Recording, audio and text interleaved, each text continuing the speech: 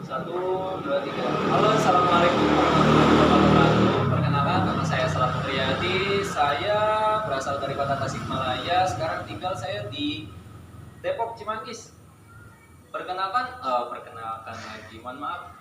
Di sini saya akan membahas gagasan COVID-19 yang dengan judulnya itu COVID-19, yang kerangkanya itu diawali dari pembukaan, salam pembukaan, sapaan kehormatan, dan juga sholawat. Berikutnya pengertian dari COVID sendiri, terus ditambah lagi gejala COVID-nya, dan yang terakhir penyebab terjadinya COVID beserta cara pencegahannya juga, dan yang terakhirnya akan saya lakukan penutupan. Baik, kita langsung saja ke inti pokok bahasan kita. Bismillahirrahmanirrahim. Assalamualaikum warahmatullahi wabarakatuh. Hadirin yang saya hormati, yang saya sayangi, pertama-tama marilah kita panjatkan puji dan syukur kehadirat Allah Subhanahu wa taala atas izin dan nikmatnya dapat hadir di dalam rangka pembahasan COVID-19 ini. COVID-19 adalah penyakit akibat infeksi SARS-CoV-2 katanya kan. COVID-19 dapat menyebabkan penggunaan Sistemnya itu mulai dari pernapasan, terus mulai dari gejala yang ringan seperti kayak flu, terus pusing-pusing, mual-mual, infeksi paru-paru, sampai pneumonia. Dan berikutnya kasus pertama kali COVID ini terjadi, mungkin kita semua sudah tahu ya, itu berasal dari Wuhan, yang katanya dari kelelawar itu ya, yang menular katanya kan, yang berasal dari Wuhan, Cina pada akhir Desember tahun 2019 silam ya. Agar penyebab COVID-19 ini penyebaran COVID-19 ini tidak makin meluas, beberapa negara memberlakukan kebijakan lockdown di Indonesia. Pemerintah menerapkan kebijakan pemberlakuan pembatasan kegiatan masyarakat ini dalam kurungnya itu bisa dibilang mungkin PPKM ya, yang sampai level 2, 3, 4 itu ya, untuk menekankan penyebaran virus ini ya. Tingkat kematian akibat COVID ini sungguh sangat drastis sekali ya. Mulai dari usia sampai 0 sampai dengan 5 tahun, usia 6 sampai 18 tahun, bahkan sampai 60 tahun ke atas. Itu yang paling banyak, rata-rata 60 tahun ke atas ya. Kurang lebihnya itu dalam data 46,8%-an. Itu yang paling terjadi ya selama di Indonesia juga. Baik, kita lanjut ke penyebab COVID-19-nya. Untuk penyebab COVID-19-nya, ini disebabkan oleh SARS-CoV-2, yaitu virus jenis baru dari coronavirus. Kelompok virus yang menginfeksi sistem pernapasan. Jadi pernapasannya itu kadang jadi pengap, kalau nggak jadi pengap jatuhnya itu kayak pilek tapi nggak enak banget gitu loh. Infeksi virus corona ini bisa menyebabkan infeksi pernapasan ringan sampai sedang, seperti flu ataupun infeksi sistem pernapasan, dan paru-paru seperti pneumonia. Pada penghujung tahun 2020 silam, beberapa laporan kasus menyebutkan bahwa virus corona telah bermutasi menjadi beberapa jenis atau varian baru, misalnya varian Delta yang mungkin katanya ya, wallahu alam sih, saya sendiri juga.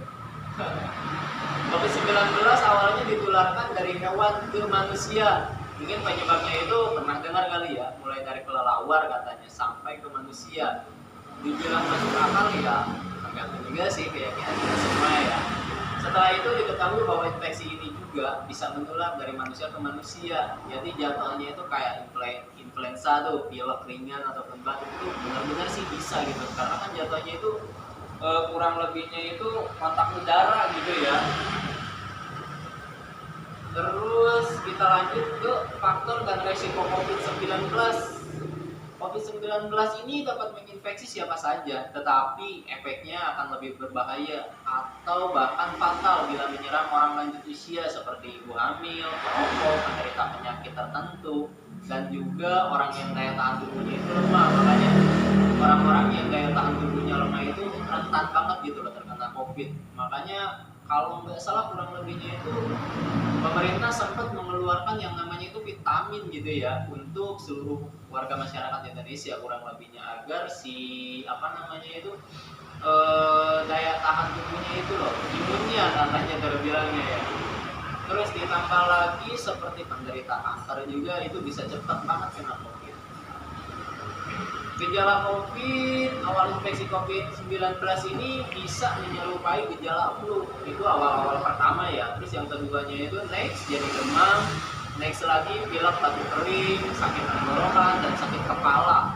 Setelah itu gejala dapat hilang dan sembuh atau malah memberat katanya. Penderita dengan gejala yang berat bisa mengalami demam tinggi, batuk-batuk berdahak, terus atau berdarah sampai batuknya itu berdarah banget gitu ya, kayak mungkin kurang lebihnya itu TBC gitu ya, batuknya berdarah gitu. Terus sesak napas dan juga nyeri dada. Gejala-gejala tersebut di atas muncul ketika tubuh bereaksi melawan virus, kurang lebihnya ya. Secara umum juga ada tiga gejala umum yang bisa menandakan seseorang terinfeksi COVID-19 ini. Yang pertamanya itu demam, batuk kering, sesak napas. Selain gejala ini juga ada beberapa gejala lain nih yang sering terjadinya. Yang pertamanya itu nyeri otot, terus yang keduanya itu mudah lelah, yang ketiganya itu nyeri dada, yang keempatnya itu sakit tenggorokan lagi nih. Yang kelimanya itu sakit kepala sampai mual atau bahkan sampai muntah kurang lebih. Bahkan sampai kalau nggak salah saya pernah dengar juga dan pernah baca juga di artikel katanya diare, pilek, terus ataupun hidung tersumbat, menggigil badannya secara tiba-tiba, bersin-bersin yang nggak karuan gitu ya di luar nalar gitu. Terus hilang kemampuan mengecap rasanya, kayak misalkan kita makan manis kok hambar, makan pahit hambar juga gitu. Hilangnya kemampuan mencium bau juga, jadi kayak kita lagi pilek nih, kita nggak nyium bau-bau yang wangi-wangi juga nggak berasa gitu.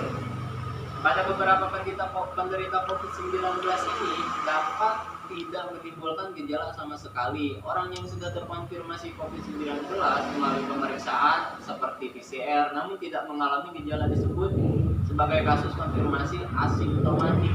Penderita ini tetap bisa menularkan COVID-19 ke orang lain. Jadi jatuhnya itu COVID-19 itu seperti kayak virus influenza ya. Sakit nggak sakit pasti tertular gitu. Untuk mendiagnosis COVID-19 ini secara dokternya itu akan menanyakan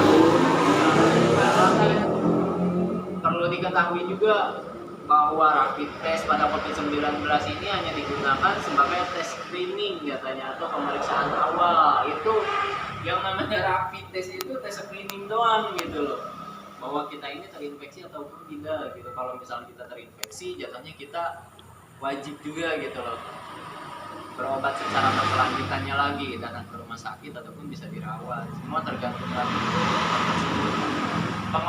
cara pengobatan COVID-19. Sampai saat ini belum ada obatnya sih, memang betul.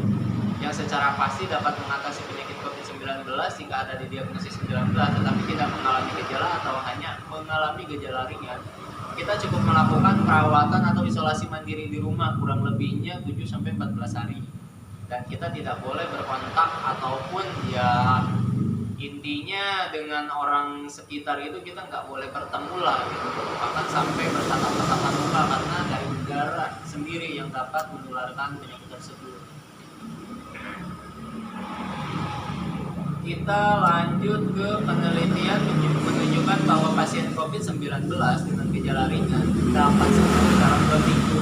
Namun sebelum kita mengakhiri isolasi mandiri dan kembali beraktivitas, kita harus tetap melakukan konsultasi dengan dokter yang mungkin kemarin kita konsultasi ke dokter A nih, kita harus konsultasi juga ke dokter A. Jangan sampai ke dokter yang lain dulu gitu, karena yang tahu awal penyakitnya itu dokter si A bukan si B. Untuk pencegahan COVID-19-nya saat ini di Indonesia sedang menjalankan program vaksinasi COVID-19 secara bertahap sampai kurang lebihnya itu 4 November ya. 4 November kemarin sudah lebih dari 122 juta penduduk kurang lebihnya yang menerima vaksin dosis pertama dan 76 juta orang yang menerima vaksin dosis kedua. Vaksin COVID-19 ini bertujuan untuk membangun kekebalan daya tahan tubuh kita seperti kayak imun kita, dan kita juga tidak mungkin kurang lebihnya itu bisa terawasi gitu ya, imun kita itu menjadi kebal gitu. Agar tujuan ini bisa tercapai, COVID-19 ini diberikan pada anak usia 6 sampai 18 tahun seperti ibu hamil, ibu menyusui. Sedangkan bagi orang dengan riwayat penyakit atau kondisi kesehatan tertentu, pemberian vaksin harus disertai izin dari dokter, karena memberikan vaksin ini tidak sembarangan juga gitu loh bagi orang-orang yang sehat. Kalau misalnya orang yang jatuhnya kurang lebihnya itu mempunyai penyakit riwayatnya itu dari dulu gitu ya, kalau mohon maaf gitu ya, tapi contohnya dari dulunya itu paru-paru ataupun gula darah atau apa gitu, itu kurang lebihnya ya, mohon maaf itu kalau salah gitu, itu dari contohnya nggak dibolehin gitu. Kita next ke pembahasan selanjutnya, yakni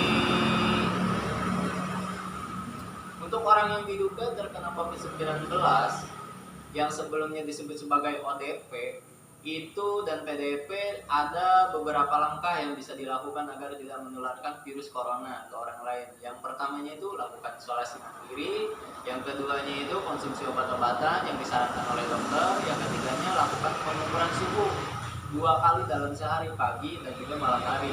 Yang keempatnya sampai yang kelimanya, jangan keluar rumah kecuali untuk mendapatkan pengobatan. Bila ingin ke rumah sakit, saat gejala bertambah berat, sebaiknya kita hubungi dulu pihak rumah sakit nih sebelum misalkan kita mengalami gejala-gejala yang ada di atas. Itu kita wajib lapor dulu ke pihak rumah sakitnya, jangan sampai langsung datang ke rumah sakit dan menular juga penyakitnya ya kan. Untuk kondisi-kondisi yang memerlukan penanganan langsung oleh dari dokter, disebutnya itu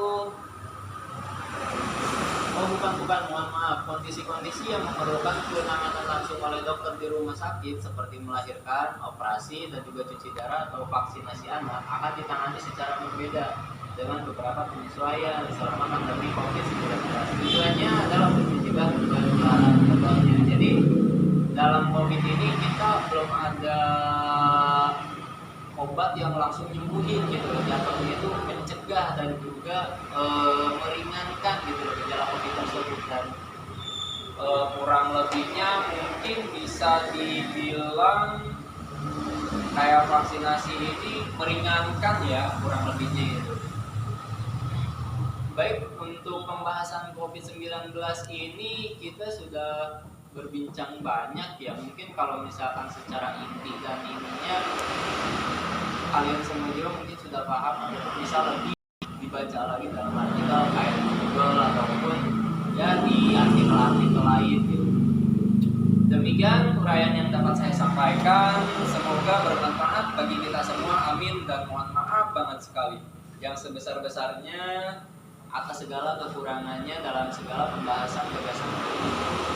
Baik, saya tutup dengan wabillahi taufiq wal hidayah. Wassalamualaikum warahmatullahi wabarakatuh. Sumber saya ngambil dari MKWU 4108, modulnya modul 4. Untuk dosennya mohon maaf ya Pak ya kalau misalkan masih banyak kekurangan dalam presentasi